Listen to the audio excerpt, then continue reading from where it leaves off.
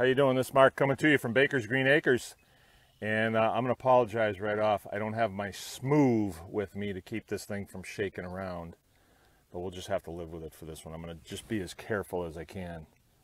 What we just did is we just moved the temporary fence, so it's sort of an operation.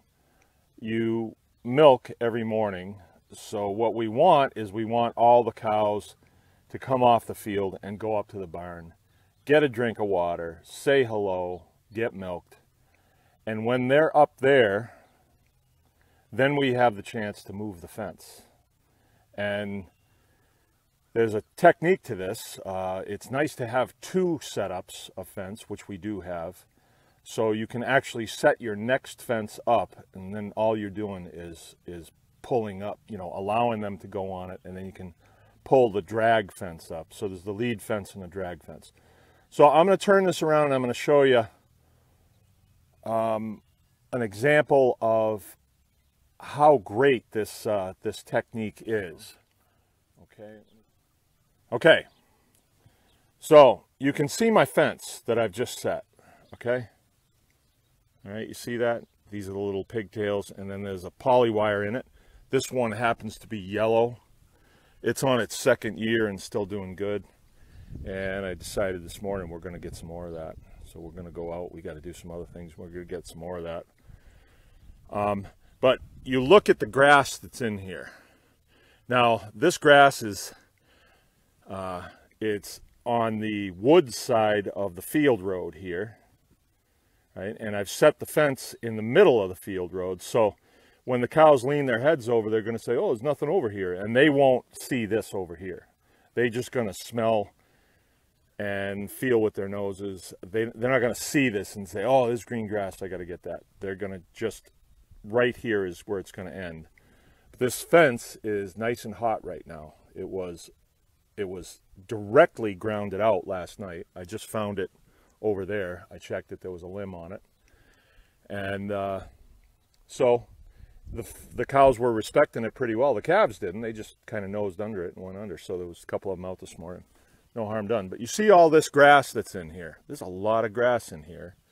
Now I might be able to get in 8 feet with my hay bine and get that, but better use of it is to allow the cows to go in there and they mow it, and they do a really better job than I can do it. And they'll break down all these brambles, they'll clean it out, and then during the day they'll lay down in the shade in there. So this is about a day's worth of feed for them. Up there, that little wood pile, and then down to here. That's about a day's worth of feed. And then you can see that we've set the fence down there. We haven't strung it yet because we're ditching the old stuff, getting the new stuff. And we will string that. So tomorrow, after milking, I'll just take this one down, let them walk through, and then remove this fence and set the next fence down there on the end. So what we've got here is, this is the hay field up here. Now I don't want them up here because this is what I want to make hay out of and store in the barn for the wintertime. But this here is going to keep them fed. And I can do this and let this rest for literally during the flush time. Now I can literally let it rest for a day or 2 days, and it will really bounce back. It's incredible. There's a dynamic that goes on between the hoofed animals and the field. They were made for each other, it appears, because those animals are designed to eat grass. And the grass, the system here out here, the pasture seems to require their manure, and they're moving around on it and disrupting the soil. So they all work together pretty well. Let's see. All right, so that's what we've done, and the cows are up there. They're done milked, and so all I have to do is give the word, and then they'll open the gate up there, and down here they'll come. Now, early in the season like this, they are crazy for grass, and they do weird things when you first put them out on grass. They're just crazy for it. It's like the land of chocolate to them. So let me move up the road here. I'll give the word, and then I'll let you see them come down. Okay. All right, you guys, quick follow-up here. So they beat me down, and here they are.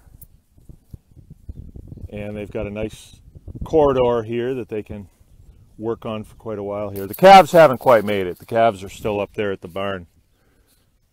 They're their own little clique. But you can see these guys are jumping around like, oh, fresh grass. See the way they just love it, you know, they just love to run around in it. And then they see the end. That's right where the end is.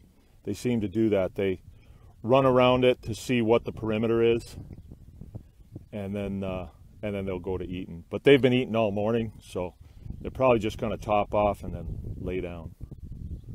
It's 11 o'clock in the morning, or 10 o'clock in the morning. All right.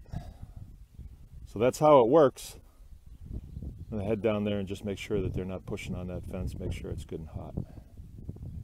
Okay.